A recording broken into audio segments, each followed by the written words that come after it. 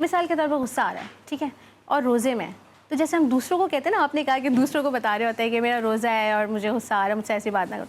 आप अपने आप से भी यही कहें कि मेरा रोज़ा है, अभी रुक जाओ, इफ्तार के बाद इस बंदे से बात करता हूँ। तो वो जो हमारा एक होता है ना पॉज वाला, हम एलिमेंट सिखाते हैं कि पहले पॉज करें, फिर सोचें, फिर जवाब दें, तो वो एक अच्छी सी आपकी वो सेटिंग बन जाती है कि आप इफ्तार तक वेट करते हैं, तब तक इमोशंस आपके थोड़े डाउन हो जाते हैं, फिर जो इंपॉर्टेंट बात होती है बंदा सिर्फ वो करता है।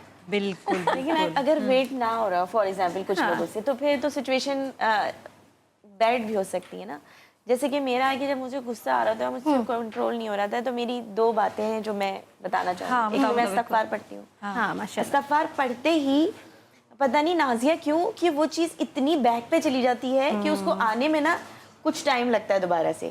दूसरा ये है कि जैसे कि आपने कहा कि थोड़ी देर बाद बात कर लेते हैं, रुक जाते हैं, थोड़ी अपने आप से कहना है ना, अपनी काउंसलिंग करनी है, अपनी बात खुद करनी है अपने आप से, क्या रुक जाओ, सिचुएशन खराब हो जाएगी, हम थोड़ा अपने आप पे भी कंट्रोल कर लेते, थोड़ी देर में बात कर लेते। अच्छा एक बात है, मुझसे ना झूठ नहीं बर्दाश्त होता, कहीं पे कोई झूठ बोल देना, उफ पता नहीं मुझे क्या हो जाता है। सब मैं कहती हूँ झूठ बोला ही क्यों मुझसे, सच बोलकर मैं एक सेकंड के लिए मुझे जो है अपने से बाहर जैसे कहते ना हो जाऊंगी, लेकिन बाद में सही हो जाऊंगी। हाँ।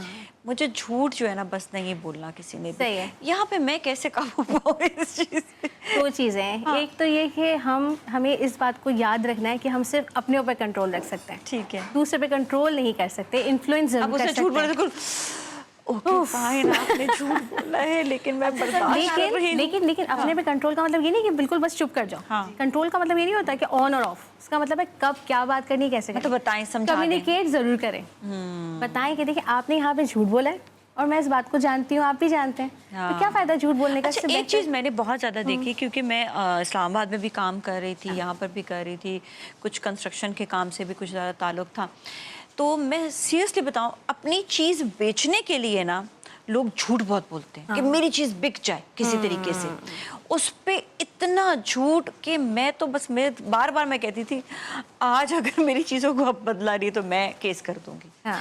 मैंने एक चीज़ हमेशा की है कि हमेशा ना वो कर लेती हूँ, लिख लेती हूँ और उस पर साइन वाइन करवा लेती हूँ, ताकि मैं कहती हूँ मैं बस सबूत हो। क्लियर। अल्लाह ताला भी फरमाते हैं ना, जो काम भी है तुम लिख लिया करो ताकि तुम पर मुश्किल ना पेश आए। तो अपने लिए बहुत सारे अल्लाह ने हमें ज़राए दिए हैं, हमें उनको ना फॉलो करने की ज़रूरत है। बिल्कुल सही है।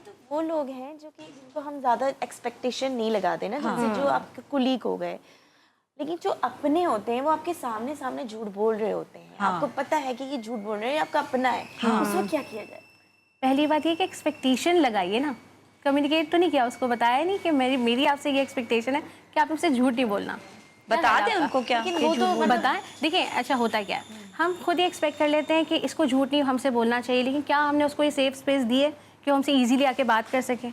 क्या हमारा गुस्सा हमारे कंट्रोल में होता है कि दूसरा बंदा आते बैठे, फॉर एग्जाम्पल बच्चों की एग्जाम्पल ले लें, कौन बच्चे आके अपने पेरेंट्स को बताते हैं कि मुझसे चीज़ें टूट गई? सिर्फ वो जिनके पेरेंट्स सेफ स्पेस देते हैं कि ओके मुझे बता दो, कुछ नहीं कहूँगी लेकिन झूठ नहीं बोलना। हमारी तो पेरेंटिंग अक्सर ऐसी हो जाती है कि थोड़ी सी टफ, ये वाली कैसे बात कैसे तोड़ा, सामने वाले को क्या इतना स्पेस देते हैं, स्पेस देते हैं। ना बोले।